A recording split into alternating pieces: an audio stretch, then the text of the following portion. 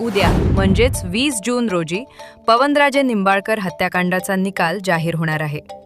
तब्बल 20 वर्षांपासून प्रलंबित असलेल्या या खटल्याकडे संपूर्ण महाराष्ट्राचे लक्ष लागले आहे.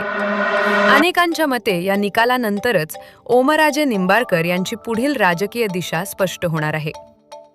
पवनराजे निंबाळकर यांच्या निधनानंतर उद्धव ठाकरे यांनी त्यांच्या कुटुंबाच्या पाठीशी उभे राहत ओमराजे निंबाळकर यांना राजकारणात संधी दिली. साधी ग्रामपंचायत निवडणूकही न लढवलेल्या ओमराजे निंबाळकर यांना आमदारकीपर्यंत पोहोचवण्यात आली. त्यामुळे त्यांच्यावर उद्धव ठाकरे यांच्या नेतृत्वाची छाप असल्याचे मानले जाते.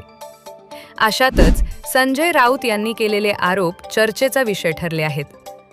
अनुकूल निकालाच्या बदल्यात ओमराजे निंबाळकर यांनी आपल्या खासदारकीची डील केली असावी असा गंभीर आरोप त्यांनी केला आहे. मात्र या आरोपांची अधिकृत पुष्टी झालेली नाही.